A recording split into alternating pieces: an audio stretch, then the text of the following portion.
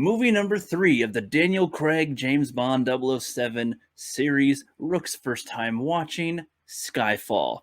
I did not like Quantum of Solace very much. I thought Casino Royale was pretty good, pretty decent. Nothing too advanced or too cool, but it was all right. But Skyfall, holy shit, I fucking love that one. Holy shit. This was really good. I want to watch it again. This was really freaking good. I just rewatched the opening credit scene again because I love the visuals with it and the song Adele singing with it. Like, this is good.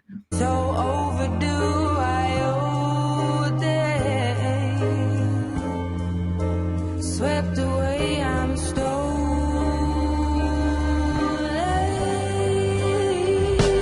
Let the sky fall when it crumbles.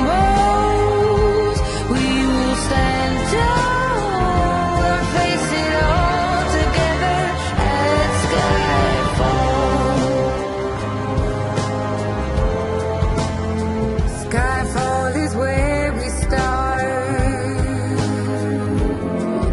1,000 miles and poles apart. It starts out just kind of like the other ones where they're getting into some action, they're chasing somebody down. He's got a list of all these people that are compromised in the all these different agencies and whatnot. So they're really trying to get them. One of the agents is, has a gun on them on the train. They're doing a train fight scene, and he's, taking out this guy. He's trying to get him, but the M is watching and is not sure about who's going to get out of this. So she doesn't care if Bond gets hit in this or not. You just got to take that guy out or capture him, whatever.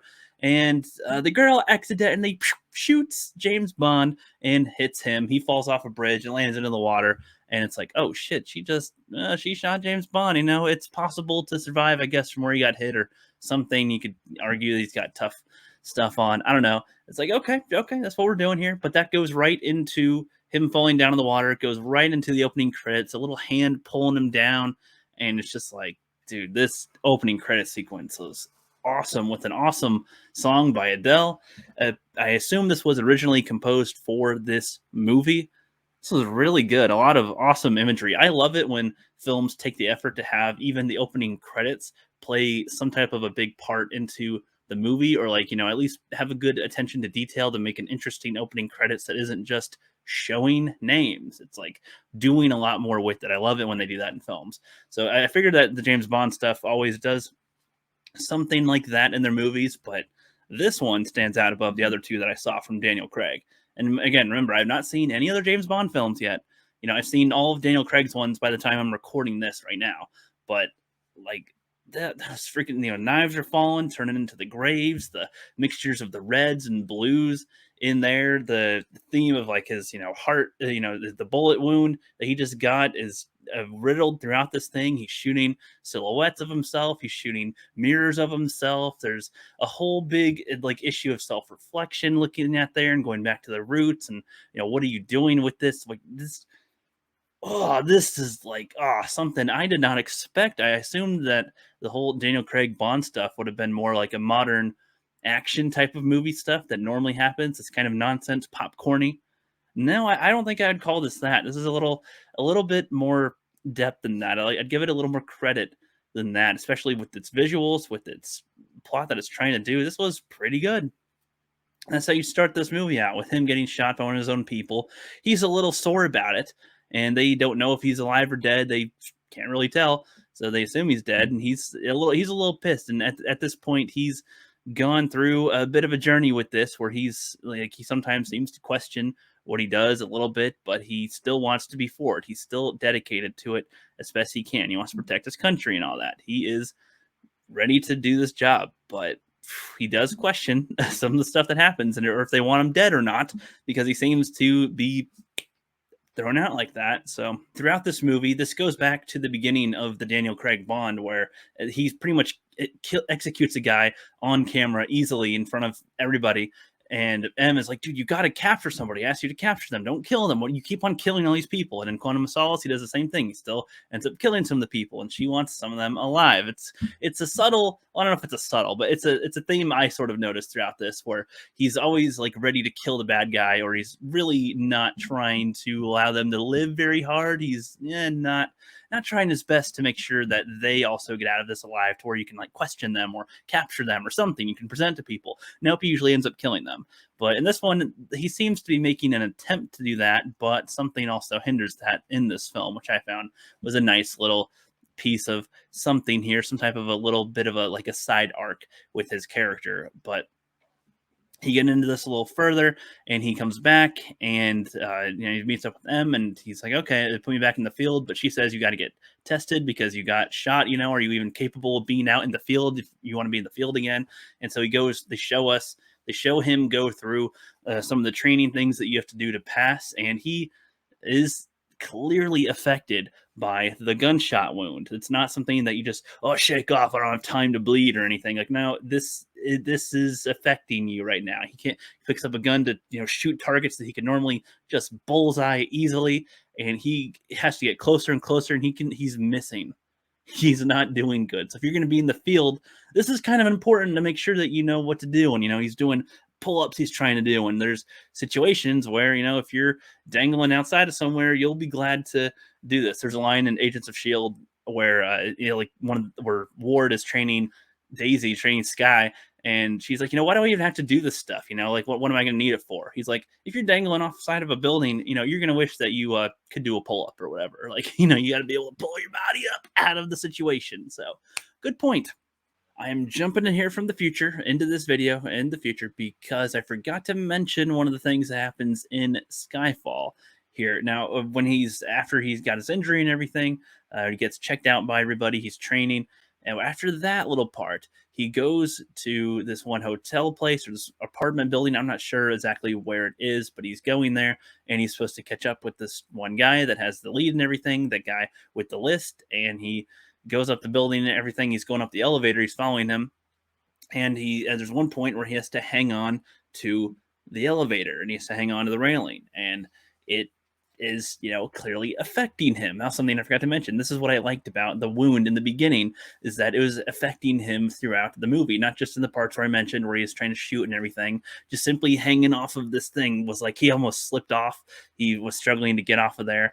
And then you go to this one little part that looked fucking beautiful. Like there's like this blue jellyfish on a screen outside across in the building right there. It's like just showing some nice aesthetic looking images, and the way that this was shot, it's all silhouette like, and just some light, just a little bit of light in here and there, but nothing too super lit, and just seemed really good. And he's sitting down and watching the guy who's about to kill the people across from there, and he has this huge fight with them, and then he end up knocking the guy off of the building, but he grabs him trying to pull him back up, and he's trying to get him to talk, but he's not able to hold on to him very well because of that wound that he's got. If he was at full strength, he could easily pull him back up, but he couldn't.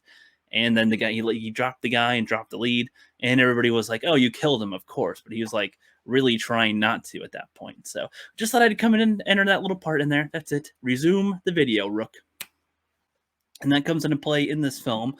And he goes to, I forget on top of my head if it's China, or he goes somewhere in the East. Okay, sorry if I'm forgetting the specific place that he goes to.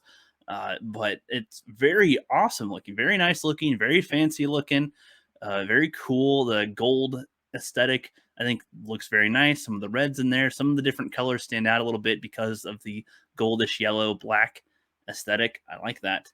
I like it. There's freaking Komodo dragon pit in there in this fancy little place. Nice. The girl that's there that he meets up with, also quite nice, which I assume they try to make most of them look nice, of course. But you know what I mean. This one stood out a little bit compared to the other Daniel Craig Bond ones. I like this one pretty good, and it's and sorry again, another sidetrack. What I like about the Bond films so far with the Daniel Craig ones is there's not too much of an emphasis on gadgets that he uses. And this one is like, he's got a gun that only shoots with his fingerprints or whatever on it, which there are guns that do that. It is like an actual technology that exists, as far as I can tell, and a little radio. And it's like, that's all you need. You don't need to have all these gadgets and like a pen with lasers and whatever. You can just have some simple technology, and that can work out just fine. I like that. It's simple. It's more the skill of the person that's wielding it compared to the amount of different things, that gadgets and tools that you can use. It's like you can make anything a tool essentially if you're skilled enough. So I kind of like that attention to detail right there, and having the just the simple gun that only he can fire. That's not too wacky of a thing. That's like totally in world that we do have. As far as I can tell, they've made guns that only fire to your fingerprints or whatever fingerprints are accepted in it. So neat, nice and neat. And then skipping around a little bit forward, he gets captured by what seems to be an ex-agent. I got to admit, I didn't hear, I'm not remembering every single bit about this character played by the guy that said No Country for Old Men. I don't remember every single thing about his character, other than it seems like he used to be an agent. He's an ex-agent, worked for M and everything, and she traded him to these people to be left, and he didn't know about that. He thought, oh, I'm just holding out as long as I can for them, trying to get to me or whatever. And he even tried to take a cyanide pill that apparently did not work, and then he fucked up his face a bit and teeth and hurt a whole bunch inside, but he still survived. And so that was his motivation to go forward and to set up all these things. He's the one in the last film. I said that there was like a meme thing on a computer, but that was in this one where M is trying to get on her laptop, and there's like a or evil little skulls and memes. It reminds me of modern memes, is why I keep on saying that, because the way that it's hacking around and going, it just reminds me of modern memes now. So that happens in this one, where their information's getting leaked out bit by bit. This guy's trying to expose all these secrets, and then at the end of the day, kill M. So then we have another interesting scenario with one of the older agents meeting up with the newer one, with James Bond and everything. They're just seen where they're talking to each other for a little bit. And some people would say that this is, pretty gay, because like he does sort of touch on his chest a little, and it's a little odd to see this reaction. And you'd be like, wait, what's going on here? This dude's like just touching up on him and whatever. But I don't know. Like, I didn't take it as such a huge deal. I could take it as James Bond is just keeping his cool and playing whatever while he's right now in the hands of the enemy, and then can leave or whatever. In Casino Royale, he got freaking ball smacked, tortured, and was like, harder. Or like he's trying to joke around, like, oh yeah, it's totally not even a problem for me. Nope, keep going. Which I can assume he might enjoy, or it's part of the cover of being a secret agent spy thing. So whatever, it doesn't really matter. It could have also been bi for all we know. I don't know. It didn't seem like there was much of a focus on that. There's just one little scene where there's like just that is happening, which I don't know if people, when this came out, if people had a problem with that or with Bond being in that position, but didn't really matter. The scene goes on, and then he's got his girl lined up in this like courtyard thing, and he puts a glass on her head and tells her not to move. And Bond, as we saw, his chest is, his aim is not doing very good, anymore, and he's got to shoot the glass, or he's probably going to shoot her. Like, he even could see. Like the dude could even see like his aim is awful right now. His arm is not doing so good. He's not likely going to hit the target as intended. But then the other guy just shoots her and kills her. And then Bond takes the opportunity to attack them and everything, and then helicopters come in and capture the guy. But it was like this, they just killed the girl, and I was like, whoa, shit, okay. I wasn't sure they were going to do that, so they just did that right there. And then he gets captured. The guy gets captured, and he's like giving them the nice little speech and everything. He's talking, giving his motivation. We get some of his backstory answered here, and one of his computers or jump drives or whatever gets plugged into their little base, and that allows them to start hacking into the system, which is all that he wanted anyway. And everybody just kind of walked right into the bad guy's plans, and then he's able to escape. And there's just all this stuff going on right here, and then Bond's got to try to find him in the subway and doing that chase. And it's just like, I don't know, the way that this film was paced, it has a lot of scenes that are very quiet and just people talking, and then there's some action and a chase here and there.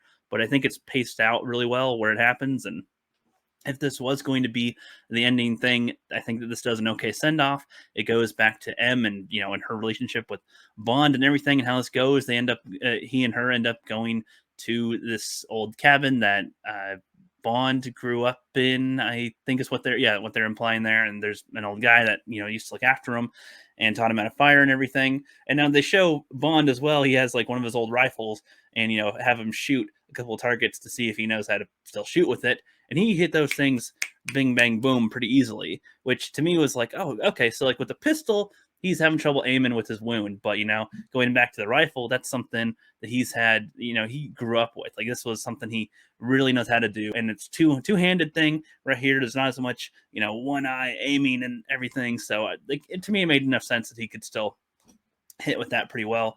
They booby trap the house Home Alone style, but with explosives and everything. And then the bad guy comes in and just assaults the fuck out of this house.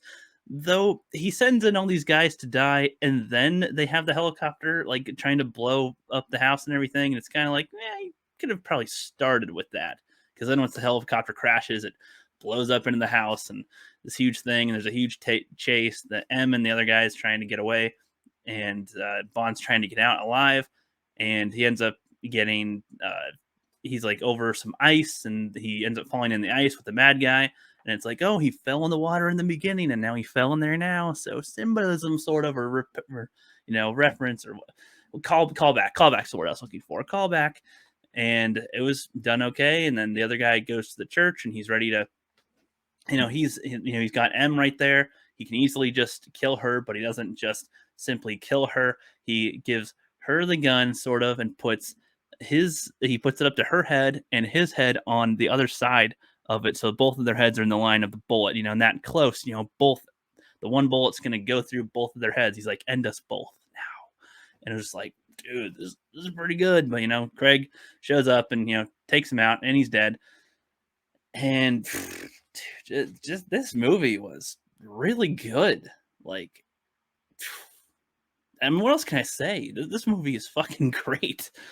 If this was the ending of the Daniel Craig Bond, I think this would have been perfect for it. But it does continue, and I'm not upset with that. I've seen No Time to Die and Spectre, and you'll get my thoughts on those next. So, what do you guys think about Skyfall? Do you guys feel the same way? Do you guys think it was overrated or stupid or just dumb, bombastic, whatever? I thought there was a lot more to this than what the impression was. So far, most people have given me the impressions that the Daniel Craig James Bond films are not very good. But so far, I highly fucking agree.